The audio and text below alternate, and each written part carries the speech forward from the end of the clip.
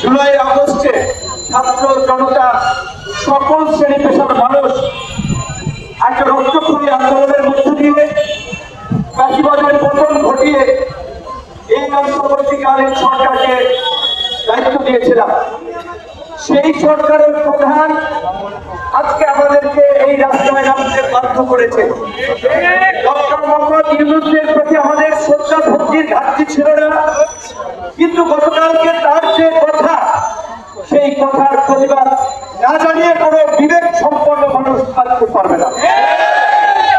তিনি আন্তর্জাতিক ক্রাইসিস গ্রুপের মিটিংয়ে বলেছেন যে আওয়ামী লীগ নিষিদ্ধ করার কোন পরিকল্পনা এই সরকারের নাই। বন্ধুগণ, আপনাদেরকে মনে করিয়ে দিতে চাই, অগস্টে এই আঙ্গাজির সামনে মঞ্চ করে আমরা আওয়ামী লীগ নিষিদ্ধের দাবিতে প্রোগ্রাম করেছিলাম, জেলায় জেলায় প্রোগ্রাম দিয়েছিলাম।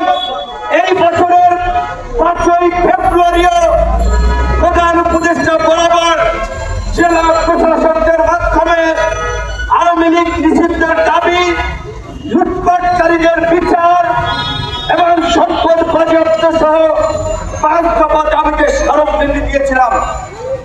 19শে ফেব্রুয়ারি বিক্ষোভ মিছিল করেছিলাম। কোন রাজনৈতিক দলের আওয়াজ পাওয়া যায় নাই, কোন রাজনৈতিক দল কথা বলছে না। আমরা বারবার বলেছিলাম আওয়ামী লীগ নিষিদ্ধের প্রশ্নে রাজনৈতিক দলগুলো তাদের অবস্থান পরিষ্কার করুন। এখন এই রোজার দিনে জগন্নাথ বিশ্ববিদ্যালয়ের ছাত্রদের সংগ্রামের রেফারেন্স টেনেই বলতে হচ্ছে সব সালারা বাটপার।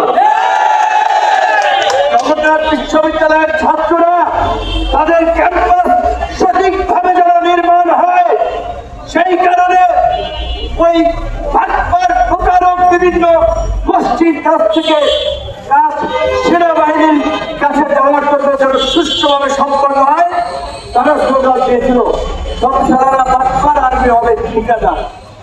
এই রাজনৈতিক এই পট পরিবর্তনের পরে আমরা দেখতে পাচ্ছি বিভিন্ন রাজনৈতিক দল ভোটের কথা চিন্তা করে আওয়ামী লীগের কালো টাকা পেতে ভিতরে ভিতরে গোপনে গোপনে আওয়ামী লীগকে প্রোটেক্ট করছে, আওয়ামী লীগের পক্ষে অবস্থান নিচ্ছে। আজকে বিপ্লবের কান্ডারি বলে যে সমস্ত ছাত্র নেতারা পরিচিত, তাদের মন্ত্রণালয়ের সচিব থেকে বিভিন্ন দপ্তরে এই ফাঁসিবাদের দোষর যারা 24 এমপি নির্বাচন করেছে তারাও দায়িত্ব পালন করছে।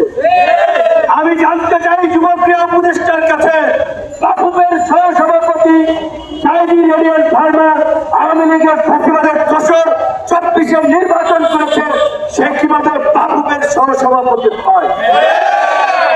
এটা তো বিপ্লবের ঠিকাদার দাবি করে ছাত্র নেতাদের মন্ত্রণালয়। চার মন্ত্রণালয়ের সচিব নজরুল ইসলাম আওয়ামী লীগের নিয়মিত সুবিধাভোগী ছিল। এইভাবে অন্তত 15 জন সচিব আছে যারা আওয়ামী লীগের আমলে নিয়মিত সুবিধাভোগী ছিল। তারা সচিব হচ্ছে ছাত্র সমন্বয়করা, বিভিন্ন জনের